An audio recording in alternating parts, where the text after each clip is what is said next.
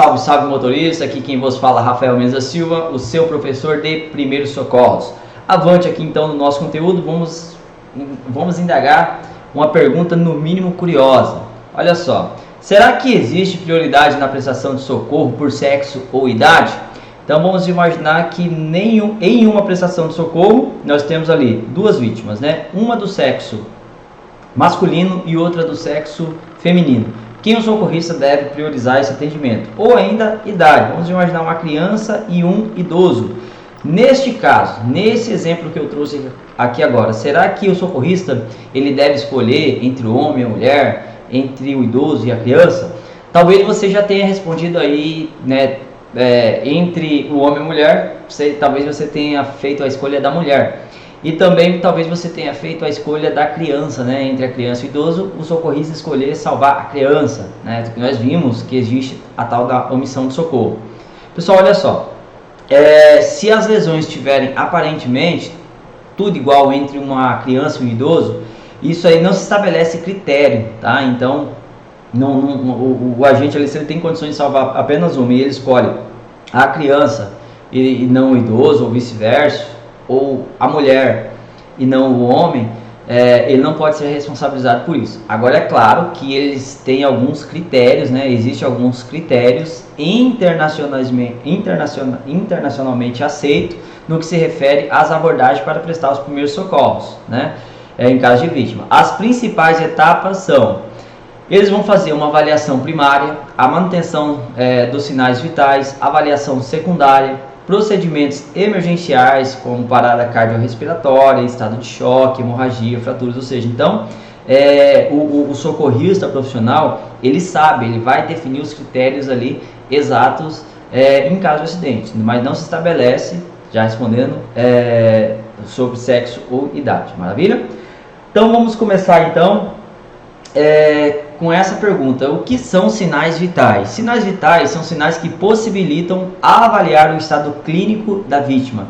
Os sinais vitais, então, são aqueles sinais que possibilitam avaliar o estado clínico da vítima, pois eles são divididos basicamente em 4 modalidades. Nós temos primeiro 5, tá? Nós temos a respiração, né? É um sinal vital. A respiração média de um adulto é em média, olha, grave isso aqui, ó, de 12 a 20 movimentos respiratórios por minuto. Então, o avaliador ele vai fazer uma avaliação ali, vai ver se a pessoa está dando em média de 12 a 20 movimentos respiratórios por minuto. Temos o segundo sinal vital, que seria a pulsação, né? A pulsação é média entre 60 a 100 pulsações por minuto. Temos ainda a pressão arterial, via de regra é 12 por 8, isso aqui é a dificuldade maior que o socorrista vai ter, né? Ou a pessoa normal que estiver prestando socorro, por conta que tem que ter esse aparelho aqui, né? O medidor de pressão. Temos ainda a temperatura corporal, que é em média de 36 a 37 graus. Eu tinha falado 4, não estava certo. Ó. Respiração, pulsação, pressão arterial e temperatura corporal. Exatamente. Então, os sinais vitais basicamente são esses 4, que é a respiração, a pulsação, pressão arterial e temperatura corporal. A temperatura corporal, pessoal, é o único sinal vital que não varia de acordo com a idade, tá? Ou seja, desde um recém-nascido até um idoso, a temperatura corporal vai estar entre média de 36 a 37 graus.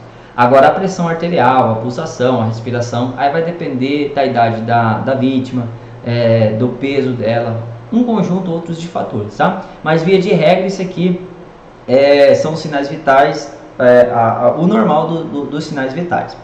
Avaliação primária. Então, a avaliação primária é uma avaliação primária obedecida uma sequência padronizada, tá? É feito um rápido exame na vítima, sendo corrigidos imediatamente os problemas que forem encontrados. Então, a avaliação primária significa dizer que é a primeira avaliação que deve ser feita. E se o socorrista identificar alguma anomalia, ele deve de imediatamente corrigir essa anomalia. Nessa avaliação, segue-se rigorosamente as seguintes sequências. Essa sequência tem que haver o controle por parte do socorrista, sangramento externo. Então, o socorrista ele vai ter que verificar na sua avaliação primária se a vítima está perdendo muito sangue. Se ela estiver perdendo muito sangue, o socorrista vai ter que adotar mecanismo aí de estancar esse sangramento. Maravilha? Além do sangramento, desobstruções das vias aéreas e estabilização da coluna cervical. O socorrista, então, ele deve verificar se nas vias aéreas, né, as vias respiratórias aqui, essa parte aqui, se tem algo que está obstruindo. Se tiver algo obstruindo, o socorrista deve desobstruir essas vias aéreas para minimizar o sofrimento ou mesmo a morte da vítima. Aí ele vai cuidar da parte de respiração. Nós vimos que em média de 12 a 20 movimentos respiratórios por minuto. Circulação, hemorragia interna e controle do estado de choque. A pessoa que estiver sofrendo hemorragia interna, ela vai ter ali alguns sintomas, né? Palidez, a pessoa vai ficar em estado de inconsciência, a mucosa, né, vai começar a ficar mais esbranquiçada, etc. O nível de consciência, você vai verificar se a pessoa está consciente ou não. Exposição e proteção da vítima, aí você vai despir a vítima ali para ver em busca de outras lesões. Então, essa avaliação primária, grosso modo, seria isso: você cuidar da parte de sangramento, né, desobstruções das vias aéreas, ver a parte de respiração como que está, hemorragia interna, que vai ter alguns sinais, nível de consciência, exposição e proteção da vítima. Esse protocolo primário aí, essa avaliação primária, ela está dentro de um protocolo, tá? Esse protocolo, ele é a ordem alfabética mesmo, conforme vocês estão vendo aqui, ó, X, A, B, C, D e E. Deve obedecer esse protocolo, que ele é praticamente universalmente aceito. Lembrando que o X, né, esse X aqui, ele foi inserido nas doutrinas agora de primeiros socorros. Antigamente o protocolo era de A, B, C, D e E, mas agora eles inseriram o X. O que nós vamos abordar agora? Cada uma dessas ordens que deve ser obedecida. Vamos começar então pelo X, tá? O X nada mais é do que o controle de hemorragia grave. Então, primeira coisa que o socorrista deve fazer, ele deve estar atento ali se a vítima está perdendo muito sangue. Se estiver perdendo muito sangue, o nosso corpo ele tem média de 4 a 6 litros de sangue por cada pessoa. Então, se a pessoa estiver perdendo muito sangue, ela vai morrer por falta de sangue, vai ter também muita sede. A gente vai ver que quando a pessoa vítima de acidente pedir água, não pode, hipótese alguma, fornecer água a ela. Maravilha? O A, né, desse protocolo que nós estamos vendo aqui. Esse A significa a abertura das vias aéreas com o controle da região cervical. Então aqui você vai ter que ter um duplo cuidado. O primeiro cuidado você vai desobstruir as vias aéreas. Existe uma técnica para isso, ver se tem algo obstruindo ali. E ainda com o máximo de cuidado na região cervical da vítima. Pois se a vítima tiver alguma suspeita de ter quebrado, está lesionada a região cervical, e se for movimentado por uma pessoa que não seja profissional de saúde, isso pode deixar ela permanentemente paraplégica. O B vem de boa ventilação e respiração. Então deixa eu só aqui, ó, abertura, ó, a vias aéreas e controle da região cervical. Boa ventilação e respiração. Boa ventilação e também respiração. O C vem de circulação, hemorragia e controle do estado de choque, né? O C vem de circulação.